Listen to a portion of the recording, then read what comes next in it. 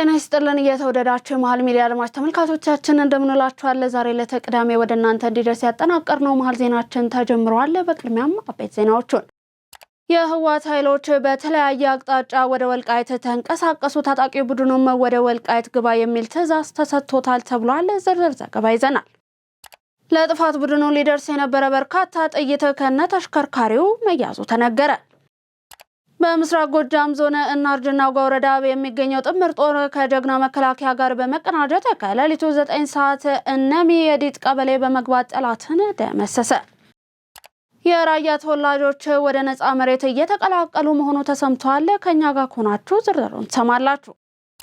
ቴህራን በመጥፎ ሁኔታ ስምምነት ማድረግ እየፈለገች ይመስለኛል ሲሉ ዶናልድ ትራምፕ ተናገሩ። ከውጭ እንመለከተዋለን። ቀደም ብለን ያደረስናቸውን አበይት ርዕሰ ነጥቦችን ወደ እናንተ በማሻገር መሃል ዜናችንን ጀምረናል። አብራችሁን ስለምትሆኑ እናመሰግናለን። ከመሸጋገሪያ በኋላ እንመለሳለን። ትርፋማ የሚያደርጉትን ሱቆች ፈልገው ከሆነ ያለ ጥርጥር ይሄ ሱቅ የናንተ ነው። አሁን ላይ የንግድና ቱሪዝም ቀጠና በሆነችው ፒያሳ ከሀገር ፍቅር ቲያትር ፊት ለፊት G+5 የሆነ የገበያ አዳራሽ እየገነባን እንገኛለን። ሱቆቻችን ከ14 ካሬ ጀምሮ ከ2.2 ሚሊዮን ሙሉ ክፍያ ጀምሮ ማግኘት ይችላሉ። ይሄን የማይደገም እድል ሳያመልጦ ፈጥነው ይጠቀሙበት። ለበለጠ መረጃ ከስር ባሉ ስልኮች ሂደው። በቀዳሚነት ወደ ያዝነው መረጃችን አለፍን። የህወሓት ኃይሎች በተለያየ አቅጣጫ ወደ ወልቃይት ተንቀሳቀሱ። ታጣቂ ቡድኑ ወደ ወልቃይት ግባ የሚል ትዕዛዝም ተሰጥቶታል ተብሏል። የህወሓት ወታደሮች ወደ ወልቃይት አቅጣጫ መንቀሳቀሳቸውም ተነግሯል። እንደ ምንጮቹ ገለጻ ኃይሉ በዋልድባ አቅጣጫ በሽራሮ እንዲሁም በሱዳን አቅጣጫ ተንቀሳቅሷል። ከዚህም በተጨማሪ ባለፈው ሳምንት በጠለምት በነበረው ውጊያ የተሳተፉ የአርሚ 35 ወታደሮች ሽሬ ከተማ እንዲቆዩ መደረጉ ተነግሯል። ምንጮቹ እንደገለጹት የመከላከያ ሰራዊት ወደ ትግራይ አዋሳኝ አካባቢዎች በከፍተኛ ቁጥር ያለውን ኃይል እንዲሁም ጦር መሳሪያ ማስጠጋቱም ተመላክቷል። ለጥፋት ቡድኑ ሊደርስ የነበረ በርካታ ጥይት ከነ ተሽከርካሪው ተያዘ። በታርጋ ቁጥር AA88 593 የሆነው አይሱዚ ተሽከርካሪ መነሻውን መቀሌ በማድረግ በኮረም ከተማ አድጎ በርካታ ጥይቶችን ይዞ ወደ አማራ ክልል በመግባት ላይ እንዳለ በዋግምራ ዞን ጋዝ ጊበላ ወረዳ አስከተማ ላይ ከጥምር ጦር ጋር በመሆን በተደረገ ፍተሻ ተሽከርካሪው ከጫነው ጥይት ጋር በቁጥጥር ስር መዋሉን የክፍለ ጦሩ አዛዥ ሌተናል ኮሎኔል ጎሹ ዘገየ ገልጸዋል። ተሽከርካሪው ወደ አማራ ክልል በመግባት ተተኳሾችን ለጥፋት ቡድኑ ለማድረስ ቢንቀሳቀስም እንኳን በአካባቢው ተሰማርቶ ግዳጁን በላቀ ብቃት እየተወጣ የሚገኘው የሰሜን ምስራቅ እዝ መተማ ክፍለ ጦር በወሰደው የተቀናጀ እርምጃ በቁጥጥር ስር መዋል መቻሉን አዛዡ አስረድተዋል። ጸረ ሰላም ኃይሎች የሰላምን አማራጭ ወደ ጎን በመተው ከሰውነት እሳቤ ወርደው እኩይ ዓላማቸውን ለማሳካት ቢንቀሳቀሱም ጀግናው የመከላከያ ሰራዊት በየጊዜው በሚወስዳቸው እርምጃዎች ህልማቸውን እያከሸፈ እንደሚገኝም ገልጸዋል። በምስራቅ ጎጃም ዞን እናርጅና ወረዳ የሚገኘው ጥምር ጦር ከጀግና መከላከያ ጋር በመቀናጀት ከሌሊቱ 9 ሰዓት እነሚሄዲት ቀበሌ በመግባት ጠላትን ደመሰሰ።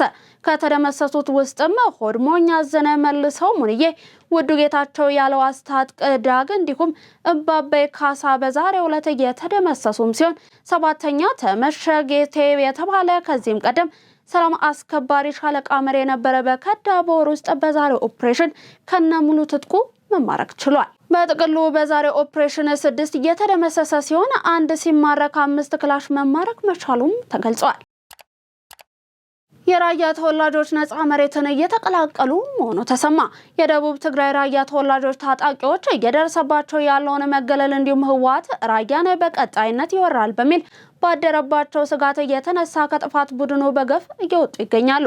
ከፍሎቹ ከቡድኑ መሳሪያዎችን እየያዙ በመጥፋት የሐራ መሬቱን ኃይል እየተቀላቀሉ እንደሚገኝም ተሰምቷል። እንዲሁም በውስጥ የቀረው ርዝራዥ ታጣቂ ስነ ልቦና ስብራት ውስጥ እየገባና አመራሩንም እያስጨነቀ እንደሆነ ለማወቅ ተችሏል። በአደናቃፊዎች ላይ እርምጃ ሊወሰድ ይገባል አሉ ጀነራል ሳሞራ የኑስ። የቀድሞ የፌዴሪ መከላከያ ሰራዊት ኤታማዦር ሹም ጀነራል ሳሞራ የኑስ ከጋዜጣ ፕላስ ጋር ከትግርኛው ክፍል ጋር በነበራቸው ቆይታ የሰላምን አስፈላጊነት በአጽንኦት ገልጸዋል። ጀነራሉ አሁን ባለው ተጨባጭ ሁኔታ በትግራይ ክልል ውስጥ እጅግ አንገብጋቢ ለሆነው የሰላም ሁኔታ በግለሰብም ሆነ በተቋም ደረጃ የሚገባው ትኩረት ሲሰጠው እንደማይታይ ተናግረዋል። በዚህ ምክንያት የክልሉን ሰላም የሚያውኩ አደናቃፊዎች ላይ ተገቢ ማስተካከያ እርምጃ ተወስዶ ክልሉ እፎይታ ሊያገኝ ይገባል ሲሉም ተናግረዋል። ይሁን እንጂ ጀነራል ሳሙራ የኑስ ሰላም እንዳይሰፍን እያደናቀፉ ያሉ አካላት እነማን እንደሆነ ወይንም እርምጃ በማን ላይ ሊወሰድ እንደሚገባ በዝርዝር እየጠቀሱት ነገር የለም። ዘላቂና አስተማማኝ ሰላም ሊመጣ የሚችለው የሰላም አስፈላጊነት ታምኖበት ያሉ ችግሮችን በሰላማዊ መንገድ ብቻ ለመፍታት እውነተኛ ተነሳሽነት ሲኖር እንደሆነ የገለጹት ጀነራል ይህንን ሂደት በሚያደናቅፉ አካላት ላይ አስፈላጊ የእርምት እርምጃ ተወስዶ ክልሉ ወደ ትክክለኛ መስመር እንዲመለስ ማድረግ አስፈላጊ መሆኑንም አክለዋል።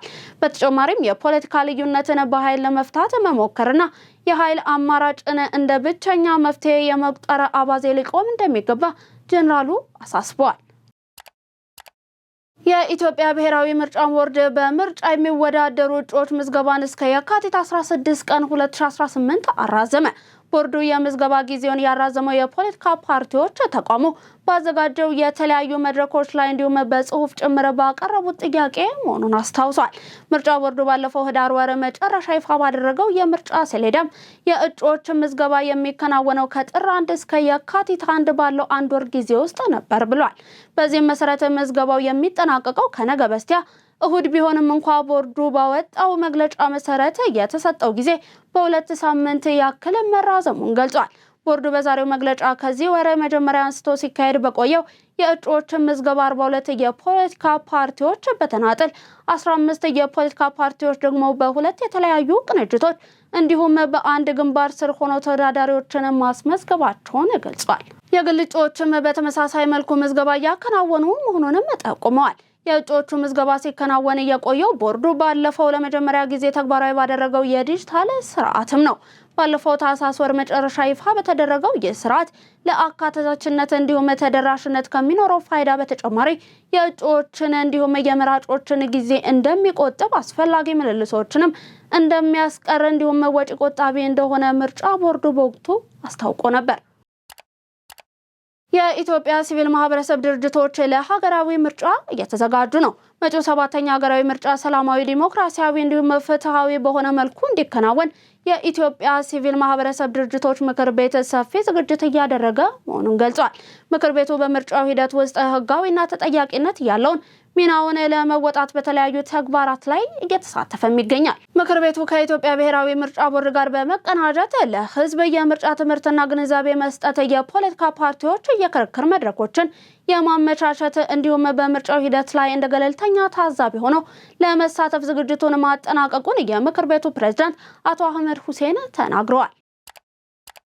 ለጠቅላላ ሀገራዊ ምክክር ጉባኤ 170 አወያዮች መመረጣቸውን የኢትዮጵያ ሀገራዊ ምክክር ኮሚሽን ዋና ኮሚሽነር ፕሮፌሰር መስፍን አራያ ገለጹ። ዝርዝሩን ይዘናል፣ እንደሚከተለው ይቀርባል። ኮሚሽኑ ባለፉት ጊዜያት ያከናወናቸውን ስራዎችና ቀሪ ተግባራትን ለዲሞክራሲ ጉዳዮች ቋሚ ኮሚቴ አቅርቧል። የሀገራዊ ምክክር ኮሚሽን ዋና ኮሚሽነር ፕሮፌሰር መስፍን አራያ በወቅቱ እንደገለጹት ሂደቱ ዝርዝር መስፈርት ተዘጋጅቶና መረጃዎች ተተንትነው ብቁ የሆኑ የምክክር ጉባኤውን የሚመሩ 170 አወያዮች ተመርጠዋል። ኮሚሽኑ በ11 ክልሎችና 2 ከተማ አስተዳደሮች በ38 የፌዴራል ተቋማት የአጀንዳ ማሰባሰብና ልየታን አድርጓል። በተመሳሳይ በ6 የውጭ ሀገራት 1163 ተሳታፊዎች የነበሩት ውይይት ተካሂዶ 79 ተወካዮች ለዋናው ጉባኤ መመረጣቸውን ገልጸዋል። በሂደቱ ሁሉም የማህበረሰብ ክፍሎች በእኩልነትና ፍትሃዊ በሆነ መልኩ ተሳታፊ እንዲሆኑና ዲሞክራሲያዊ በሆነ መንገድ ተወካዮቻቸውን እንዲመርጡ መደረጉንም አንስተዋል። በቀሪ ጊዜያት በትግራይ ክልል የምክክር ሂደቱን ለማጠናቀቅና የተሳታፊ ልየታና የአጀንዳ ማሰባሰብ እንዲሁም የዋናው ጉባኤ ተወካዮችን ለመምረጥ ይሰራልን ብለዋል። የኢትዮጵያ እስልምና ጉዳዮች ጠቅላይ ምክር ቤት 1ኛ ዓመት 1ኛ መደበኛ ጠቅላላ ጉባኤውን በዛሬው ዕለት ማካሄድ ጀምሯል።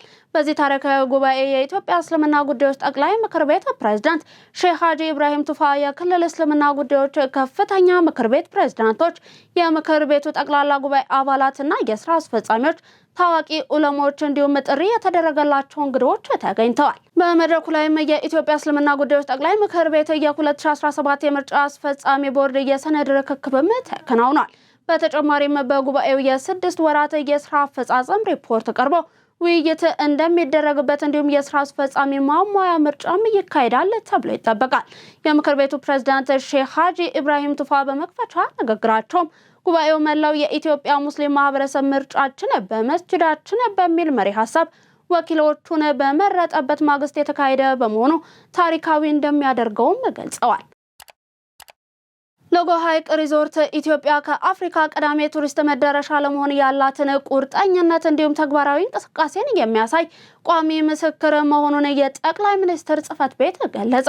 ጠቅላይ ሚኒስትር ዶክተር አብይ አህመድ የገበታ ለትውልድ ውጥን የተገነባውን እንዲሁም በ13.3 ሄክታር መሬት ላይ ያረፈውን ሎጎ ሐይቅን አስመርቀዋል። ሎጎ ሐይቅ ሪዞርት ዘመናዊና ዓለም አቀፍ ደረጃቸውን እየጠበቁ ሁሉንም አይነት መገልገያዎችን አሟልቶ የያዘ መሆኑንም ጽሕፈት ቤቱ ገልጿል። ሪዞርቱ ዘመናዊና ዓለም አቀፍ ደረጃዎችን እየጠበቁ ምግብ ቤቶች፣ የመዋኛ ገንዳዎችን፣ የውስጥ ለውስጥ አስፓልት መንገዶችንና የሄሊኮፕተር ማኮብኮቢያን ጨምሮ ሁሉንም አይነት መገልገያዎችን አሟልቶ መያዙንም ጽሕፈት ቤቱ አስታውቋል። በተጨማሪም በተለያዩ የፍራፍሬ ዞኖች እንዲሁም ለአይን በሚማርኩ አረንጓዴ ስፍራዎች የታጀበ በመሆኑ ለጎብኚዎች የማይረሳ ትውስታን የሚሰጥ እጅግ ማራኪ ቦታ መሆኑም ተገልጿል። ይህ ሪዞርት ከያዛቸው ዘመናዊ መገልገያዎች ባሻገርም ኢትዮጵያ ከአፍሪካ ቀዳሚ የቱሪስት መዳረሻ ለመሆን ያላትን ቁርጠኝነት እንዲሁም ተግባራዊ እንቅስቃሴን የሚያሳይ ቋሚ ምስክር መሆኑም እንዲሁ ተገልጿል። የቱሪዝም ልማቱን ከተፈጥሮ ሀብት ጥበቃ ከዘላቂነት እንዲሁም ከአካታችነት ጋር በማቀናጀት ሪዞርቱ የወሎ ሕዝብ ያለውን ጥልቅ ባህላዊና ተፈጥሯዊ እሴትን ለዓለም ማህበረሰብ የሚያስተዋውቅ ሰፊ ገበታ ሆኖ ያገለግላል ነው ያለው ጽሕፈት ቤቱ። የአዲስ አበባ አካባቢ ጥበቃ ባለስልጣን በከተማዋ በሚካሄዱ የጎዳና ላይ ስብከቶች አማካኝነት የሚፈጠርን የድምጽ ብክለት ለመቆጣጠር ጥልቅ እርምጃ ሊወስድ እንደሆነ አስታወቀ። የባለስልጣኑ ስራ አስኪያጅ ጂጃ ድሪባ ተቋሙ ክልከላው የሚያደርገውን በስብከቱ ይዘት ሳይሆን በድምጽ መጠኑ እንደሆነ ጠቅሰውም ድምጹ በሕግ ከተፈቀደው መጠን በላይ ሆኖ ከተገኘ ተገቢው ሕጋዊ እርምጃ ይወሰዳል ብለዋል። ይህ ውሳኔ የተላለፈው የጎዳና ላይ ስብከቶች ከፍ ባለ ድምጽ መሰማት በአካባቢው ነዋሪዎችና ተገልጋዮች ላይ የሚፈጥረውን ረብሻ ለመከላከል መሆኑም ተነግሯል። በአሁኑ ወቅት ግንዛቤ የመፍጠር ስራዎች እየተከናወኑ ነው ያለው ስራ አስኪያጁ በሚሰጡት ምክር እንዲሁም ትምህርት የማይስተካከል ከሆነ ተቋሙ በተሰጠው ኃላፊነት መሰረት በድርጊቱ ፈጻሚዎች ላይ እርምጃን ለመውሰድ እንደሚገደድም አጽንኦት ሰጥቷል። ከድምጽ ብክለት ቁጥጥር በተጨማሪ በጎዳና ላይ ስብከት ምክንያት የሚፈጠር አለመግባባትንና ግጭትን አንስተው በተደጋጋሚ እንደሚስተዋሉ ስራ አስኪያጁ አንስተው መሰል ችግሮች እንዳይፈጠሩ የሕግ አስከባሪ አካላት ጥብቅ ቁጥጥርን ያደርጋሉ ብለዋል። ባለስልጣኑ ከማናቸውም አገልግሎት ሰጪ ተቋማዎች የሚነሳ ድምጽን ብክለት እንዳያስከትል እንዲሁም በአዋጁ ከተቀመጠው ልኬት በላይ እንዳይጨምር የመቆጣጠር ኃላፊነቱን መወጣት የከተማዋን ነዋሪዎች ጤናና ሰላምን ለማረጋገጥ ሲባል የሚተገበር እንደሆነ አጽንኦት ሰጥተው ተናግረዋል። የኢትዮጵያ ኢንቨስትመንት ኮሚሽን በምዕራብ ሸዋ ዞን ያስገነባቸውን ዘመናዊ የገጠር ሞዴል ቤቶችን ለአርሶ አደሮች አስረከበ። የኢትዮጵያ ኢንቨስትመንት ኮሚሽን የክረምት በጎ ፈቃድ መርሃ ግብር ባለሀብቶችን በማስተባበር በምዕራብ ሸዋ ዞን ያስገነባቸውን ዘመናዊ ሞዴል ቤቶችን ለአርሶ አደሮች አስረክቧል። ዝርዝሩን ይዘናል። በምረቃና ርክክብ ስነ ስርዓቱ ላይ የኦሮሚያ ክልል ምክትል ፕሬዝዳንት አቶ አወሎ አብዲ፣ በጠቅላይ ሚኒስትር ጽሕፈት ቤት የካቢኔ ጉዳዮችና ሴክተሮች ክትትል ሚኒስትር ዴኤታ ዶክተር አክሊሉ ታደሰ፣ የኢትዮጵያ ኢንቨስትመንት ኮሚሽነር ዶክተር ዘለቀ ተመስገን፣ የምዕራብ ሸዋ ዞን ዋና አስተዳዳሪ አቶ ዲዳ ጉደታ እንዲሁም የአካባቢው ነዋሪዎች ተገኝተዋል። ቤቶቹ መንግስት የአርሶ አደሩን የአርብቶ አደሩን የኑሮ ደረጃ ለማሻሻል የሚያደርገውን ጥረት ለማገዝ በልዩ ንድፍ የተገነቡ ናቸው። ዘመናዊ የፀሐይ ኃይል ማመንጫ የተገጠመላቸው፣ ምግብ ለማብሰል ባዮጋዝ የሚጠቀሙ ሙሉ መገልገያና ዘመናዊ መጸዳጃ ቤት እንዲሁም የተሟላ ሰርቪስ ቤቶች ያላቸው ናቸው። የአርሶ አደሩን የአኗኗር ዘይቤ ባገናዘበ መልኩ የተለየና ንጽህናው የጠበቀ የእንስሳት በረት የተሰራላቸውም ናቸው። የቤቶች ግንባታ ፕሮጀክቱ የገጠር ኮሪደር ልማት አካል ሲሆንም መንግስት ተግባራዊ እያደረገ ያለውን የገጠር አኗኗርን የማሳደግን ራዕይ በተግባር እያሳየ መሆኑ ተገልጿል። የክረምት የበጎ ፈቃድ አገልግሎትም ለችግር የተጋለጡ ወገኖችን ከመርዳት ባለፈ የልማት ስራዎችን ወደ ገጠር መንደሮች በማስፋፋት ረገድ ትልቅ መርታ እያሳየ እንደሚገኝ በመርሃ ግብሩ ላይ ተመላክቷል። በ2018 በጀት ዓመት ያለፉት 6 ወራት ከቡና ወጪ ንግድ 1.3 ቢሊዮን ዶላር በላይ ገቢ መገኘቱን የኢትዮጵያ ቡናና ሻይ ባለስልጣን አስታወቀ። የባለስልጣኑ ምክትል ዋና ዳይሬክተር ሻፊ ኡመር የቡና ዘርፉን ውጤታማነትን ይበልጥ ለማሳደግ በልዩ ትኩረት እየተሰራ መሆኑን ገልጸዋል። ተጨማሪ አለን። በቡና ዘርፍ እየተመዘገበ ላሉ ውጤቶች በርካታ ስትራቴጂዎች የውጤታማነትና ጥራት ማደግ፣ የገበያ አድማስ ማስፋት እንዲሁም ዲጂታላይዜሽንና ዘመናዊ አሰራሮችን መተግበራቸውን ላብነት ጠቅሰዋል። በምርት መጠንና በጥራት ላይ የተከናወኑ ተግባራት የኢትዮጵያ ቡና በዓለም አቀፍ ደረጃ ያለውን ተፈላጊነት ማሳደጋቸውን ጠቁሞም ኢትዮጵያ ቡና የምትልክባቸውን ሀገራት ቁጥር ወደ 84 ከፍ ማለቱንም ተናግረዋል። በተለይም የምስራቅ እስያ ባሉ ገበያዎች በስፋት ለመሳተፍ የተደረጉ የማስተዋወቅ ስራዎች ውጤታማ መሆናቸውን የገለጹት አርሶ አደሩን የቴክኖሎጂ ተጠቃሚ ከማድረግ ባለፈ አጠቃላይ ቡና ግብአት ሂደትን በዲጂታል ቴክኖሎጂ የማዘመን ስራ በስፋት እየተተገበረም እንደሚገኝ ጠቁሟል። ዘርፉን ለማዘመን እየተከናወኑ ካሉ ተግባራት መካከልም እያንዳንዱ የቡና ምርት ከየት ጣቢያ እንደመጣ፣ የት መጋዘን እንደገባ እንዲሁም ማን እንደላከው መከታተል የሚያስችል የዲጂታል ስርዓት መጀመሩንም ተናግረዋል። ይህም የምርት ብክነትን ለመቀነስ፣ የምርቱን ደህንነትና ጥራት ለማረጋገጥ እንዲሁም የውጭ ምንዛሬ ግኝቱን ለማሳደግ ከፍተኛ አስተዋጽኦ እያበረከተ መሆኑን አስታውቋል። ባለስልጣኑ በበጀት ዓመቱ በአጠቃላይ 600 ሺህ ቶን ቡና ለውጭ ገበያ በማቅረብ $3 ቢሊዮን ለማግኘት አቅደው በትኩረት እየሰራ መሆኑንም አቶ ሻፊ አመልክተዋል። በዚህም በበጀት ዓመቱ ያለፉት 6 ወራት 200 ሺህ ቶን ቡና በመላክ $1.345 ቢሊዮን ገቢ መገኘቱን ጠቁሟል። ኢትዮጵያ በ2017 በጀት ዓመት 469 ሺህ ቶን ቡና ለዓለም ገበያ በመላክ $2.65 ቢሊዮን ገቢ ማግኘቷም ይታወቃል። የተወደዳችሁ የመሃል ሚዲያ አድማጭ ተመልካቾቻችን እየተመለከታችሁ የምትገኙት ወደ እናንተ እየደረሰ የሚገኘው የቀን መረጃችንን ነው። ከውጭ የዜና ምንጮች ወዳገኘናቸው አለፍን። ዶናልድ ትራምፕ ኦባማን ዝንጀሮ አድርጎ የሚያሳይ ቪዲዮ በመልቀቃቸው ከፍተኛ ተቃውሞ ገጠማቸው። የአሜሪካው ፕሬዝዳንት ዶናልድ ትራምፕ የቀድሞውን ፕሬዝዳንት ባራክ ኦባማንና ባለቤታቸውን ሚሼል ኦባማን እንደ ዝንጀሮ አድርጎ የሚያሳይ አወዛጋቢ ቪዲዮ በትሩ ሶሻል ገጻቸው ላይ በመልቀቃቸው ከፍተኛ የዘረኝነት ውንጀላና ተቃውሞ እየደረሰባቸው ነው። በአርቲፊሻል ኢንተለጀንስ የተሰራው ይህ ቪዲዮ የኦባማን ጥንዶች ፊት በዝንጀሮዎች ላይ በመለጠፍ በጫካ ውስጥ ሲወዛወዙ ያሳያል። መጀመሪያ ላይ የዋይት ሀውስ ቃል አቀባይ ካሮሊን ሊቬት ጉዳዩን እንደ የኢንተርኔት ቀልድ በመቁጠር ተቃውሞን የሐሰት ቁጣ ስትል አጣጥለውም ነበር። ሆኖም ከሁሉም ወገን ሪፐብሊካን እንዲሁም ዲሞክራት ጠንካራ ተቃውሞ በመነሳቱ ቪዲዮ ከገጹ ላይ እንዲጠፋ ተደርጓል። ዋይት ሀውስ ቪዲዮውን የተለቀቀው በሰራተኛው ስህተት መሆኑን ቢገልጽም እንኳ ትራምፕ ግን ለጋዜጠኞች በሰጡት ቃል ቪዲዮውን እንዲለቀቅ መፍቀዳቸውን ገልጸው የመጀመሪያውን ክፍል እንጂ መጨረሻውን አላየውም ብለዋል። ትራምፕን አደገኛ እንዲሁም ዘረኛ ሲሉ የገለጹ ሲሆንም ድርጊቱ የአሜሪካን ክብር የሚቀንስ መሆኑንም ተናግሯል። ፕሬዝዳንቱ በቪዲዮ መጨረሻ ላይ ስላለው ምስል ባውቅ ኖሮ ደስ አይለኝም ነበር ቢሉም ለተለጠፈው ነገር ግን ይቅርታ ለመጠየቅ ፈቃደኛ አልሆኑም።